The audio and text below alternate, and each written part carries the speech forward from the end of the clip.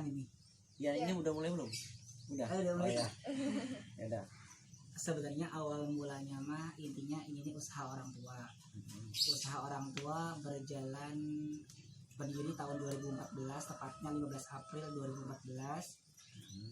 Saya terjun langsung ke dunia usaha sendiri itu melanjutkan orang tua bulan Agustus 2019 baru sebenarnya mah terjun itu.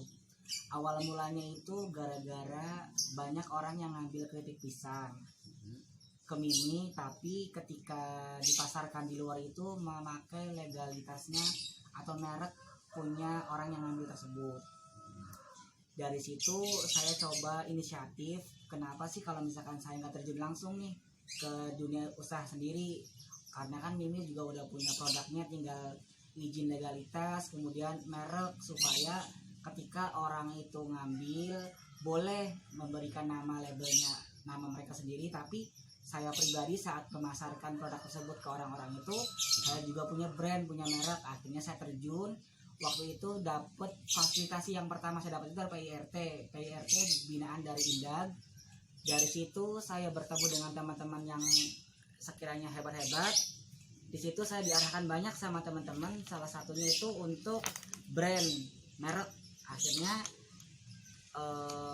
saya coba negosiasi dengan tim dari teman-teman itu sendiri. Kemudian alhamdulillah PIRT sudah berjalan dan dapat, tepatnya itu masih di tahun 2019 saya dapat fasilitasi hak merek dari Ginkop. Nah dari situ saya ikutan daftar dan sampai sekarang alhamdulillah. Berawal dari itu, intinya mah berawal dari diambil oleh orang, dipakai haknya, hak paten mereknya milik orang lain, saya coba terjun ikut langsung ke dunia usaha. Sebenarnya mah kalau untuk usaha saya pribadi mah sudah berjalan sendiri. Saya juga punya usaha sendiri yang biasa saya jual di sekolah-sekolah, itu cilok sama es kenyot tuh. Tapi karena capek ya, bahasa kasarnya capeknya, diburu waktu, paginya saya harus ngajar, malamnya harus produksi, lama-lama mikir daripada saya capek-capek kerja keras untuk buat produk sendiri, kenapa saya nggak terjun langsung masarin produk orang tua seperti itu. Terus cara awal pemasaran itu gimana Pak? Dari apa sendiri sih Pak? Oke, sebenarnya mah untuk pemasaran kalau produk keripik pisang sama emping mah orang tua udah punya pasar sendiri. Nah ketika saya ambil alih dengan brand merek anaknya Mimi, otomatis saya juga harus memiliki pasarnya sendiri. Saya pun coba mencari pasarnya, itu dia, ketemu dengan teman-teman, saya perkenalkan produk saya ke teman-teman. Kemudian yang saya paling utamakan itu bukan orang itu membeli produk saya terlebih dahulu, tapi bagaimana orang itu mengetahui gimana enaknya produk saya. Jadi saya cari, bahasa kasarnya saya tuh kasih gratis lah ke mereka nih sampelnya di setiap pelatihan. Di setiap pelatihan selalu saya pasti bawa produk, dalam artian untuk memperkenalkan produk saya. Nah dari situ pemasaran sudah mulai berjalan. Kemudian seiring berjalannya waktu, binaan Indag dan Ginkop itu memberikan pelatihan juga berupa digital marketing. Nah digital marketing saya ikuti pelatihan tersebut. Salah satunya saya ikut gabung di Bukalapak, kemudian di Tokopedia. Tapi jujur kalau misalkan untuk pemasaran marketplace itu atau e-commerce itu masih sepi. Saya banyaknya pemasaran itu yaitu dari rekan-rekan, kemudian marketplace dari Facebook, dan juga dari teman-teman yang lain juga sih. Jadi dari mulut ke mulut, misalkan teman saya sudah merasakan betapa enaknya keripik pisang sama empingnya saya, kemudian dia ceritakan ke tetangganya atau teman-teman yang lainnya. Dari situ pemasaran saya sendiri. Tapi kalau Mimihnya mah sudah punya pasar, yaitu Mimi biasa jualannya di pasar Kali Tanjung. Jadi Mimi sendiri udah punya pasarnya. Saya pasarnya dari latihan dan marketplace Facebook sama dari WA group teman-teman sendiri. Itu saja. Itu produknya hanya keripik pisang atau fokus? Oh ya, untuk produk sendiri sebenarnya gini, kita itu ditentukan kalau kita punya produk. Dinkop sama Indan itu pernah berbicara bahwasanya meskipun kita banyak produk, tapi kita harus punya produk unggulan. Nah, jadi saya tekankan di produk Anake Mimi itu yang menjadi unggulannya adalah keripik pisang dan emping melinjo. Kalau produknya sendiri memang banyak, ada juga intip itu juga buatan sendiri, nasi kering.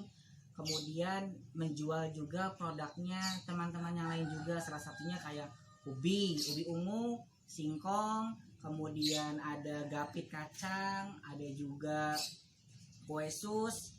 Itu produk-produk yang saya ambil dari teman-teman yang lain, saya packing sendiri dengan brand dikemas atas nama Anake Mimi. Jadi masuk kategori produk Anake Mimi.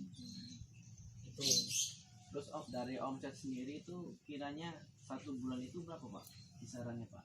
Sebelum corona ini ngitung bahasa kasarnya, ngitung sesuai dengan hasil pendapatan ya sendiri tanpa menggunakan rumus ini mah. Jadi kalau untuk penghasilan per bulannya itu bisa sekitaran 3.146.000 itu sebelum corona. Tapi sekarang corona, jujur untuk keuntungan itu kita masih kurang jelas ya, karena kadang orang beli itu seminggu sekali, itu juga dapat keuntungan paling kita seharinya itu bisa 5.000. Jadi nggak tentu, makanya untuk kalau dibilang kena dampak dari corona, memang kena dampak. Untuk keuntungannya dihitung-hitung itu 1 bulan tuh paling dapatnya kisaran 800 sampai 1 jutaan. Jadi jauh banget progresnya. Karena kan gini, itu keuntungan digabung. Mimi jualan biasa di pasar. Semenjak corona, pasar otomatis di lockdown, ditutup. Kemudian kita pun juga mau memasarkan ke toko-toko yang binaan dari sendiri, kan dari juga punya pasar toko-toko juga. Toko-toko pun juga nggak bisa bikin produk karena kan otomatis mereka juga terkena dampak dari lockdown tersebut. Nah, sekitar segitu kalau selama corona mah. Dan sekarang lagi ngebangun mulai untuk bahasa kasarnya mencoba untuk lari lagi nih. Lari sekiranya bisa gak terlalu jauh omset dari sebelum corona sampai sekarang menjelang corona, dan masih sekarang sampai corona juga. Apakah ada yang membantu kayak karyawan?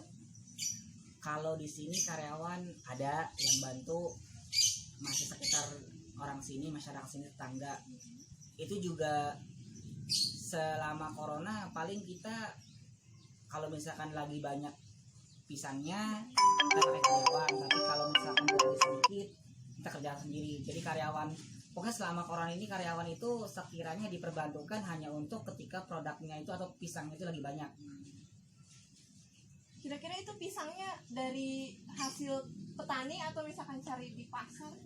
Kalau pisangnya itu kita udah punya 2 supplier tetap ya.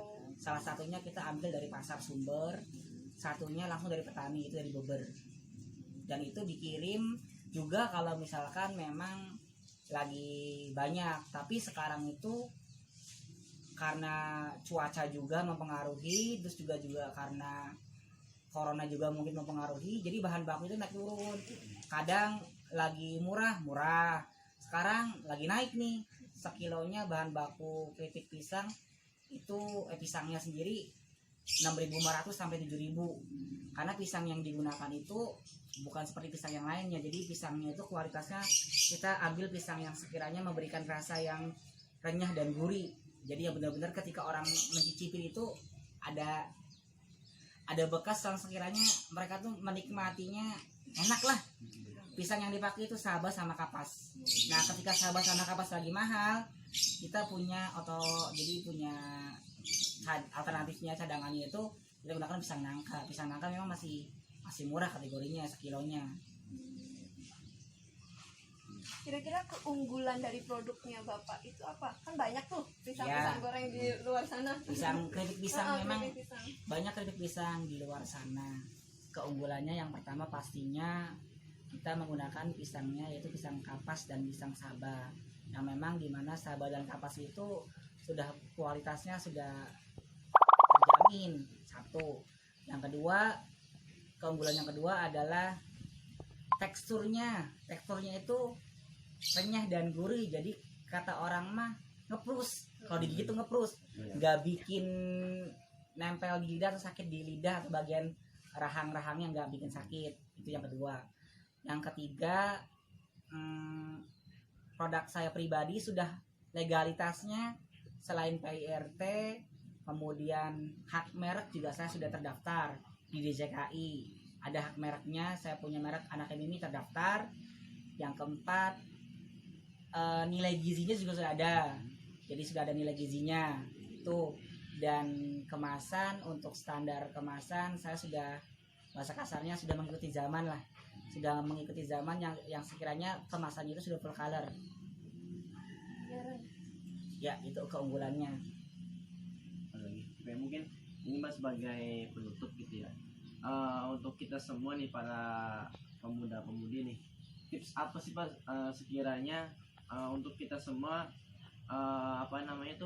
menjadi seorang wirausaha gitu loh, apa saja tipsnya gitu supaya kita bisa mengikuti jejak bapak ini ya, gitu. Terkadang kita udah punya motivasi, tengah jalan gitu. bubar gitu. Iya. Sebagai quotesnya apa sih gitu motivasinya bapak? Sebenarnya awal mulanya kalau berbicara masalah usaha itu pasti karena kepepet awalnya, karena kepepet Kebutuhan ekonomi. iya, kebutuhan ekonomi. Jadi untuk kalangan muda ya, khususnya nih anak muda, kan terkadang anak muda itu tidak tahu bagaimana caranya mereka itu berproses, mereka hanya bisa